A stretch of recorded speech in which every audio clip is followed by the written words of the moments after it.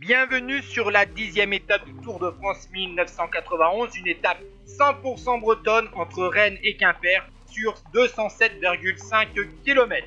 A noter une épidémie d'intoxication alimentaire au sein de la formation PDM, un début d'étape à allure tranquille avec un sprint intermédiaire où Abdou Japarov a pris des secondes de bonification et s'est emparé de la deuxième place du classement général.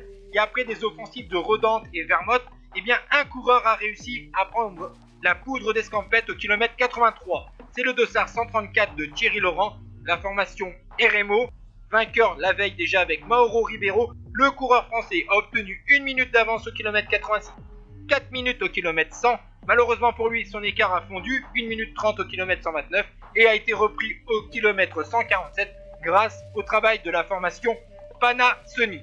Les équipes des sprinteurs vont essayer de neutraliser les nombreuses offensives, notamment une attaque de Chiappucci au kilomètre 163 après le sprint intermédiaire. Et là, c'est pas les sprinteurs qui vont organiser la poursuite, c'est Greg LeMond et Gianni Bugno qui va neutraliser l'attaque du grimpeur italien.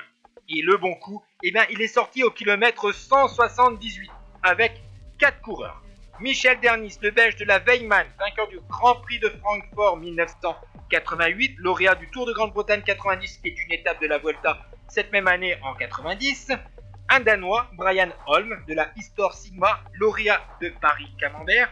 Un autre coureur belge, Nico Edmonds, de la classe Cajastur, vainqueur de Binge, Tournée Binge 88 et du Tour de Belgique 86. Et un Australien de 33 ans, Phil Anderson de l'équipe Motorola, 5 fois top 10 du Tour de France, 5e en 82 et 85, lauréat de la deuxième étape du Tour de France 82, de 2 étapes sur le Giro, et il a porté 11 jours le maillot jaune tout au long de sa carrière. Les 4 hommes de tête ont obtenu 1 minute d'avance au kilomètre 184, 1 minute 30 au kilomètre 197.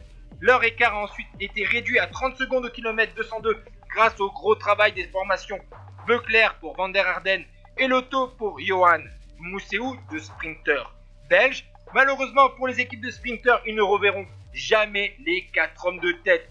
On est dans le dernier kilomètre, on se surveille. Attention, l'Australien Phil Anderson a une belle pointe de vitesse. Il a remporté en début de saison le Tour méditerranéen et la semaine Coppi Bartali. On va maintenant finalement dans la dernière ligne droite. L'Australien Phil Anderson s'est montré le plus rapide.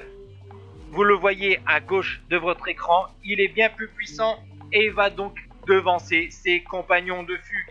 Derrière, à 6 secondes, le maillot vert, Djamolidine Abdou Japarov règle le sprint du peloton. Deuxième succès donc sur le Tour de France pour Phil Anderson. Le classement de l'étape, Anderson, Edmonds, Holm, Dernis, Abdou Japarov, Ludwig, Mousseau, Jalabert, Verdonk, Chour.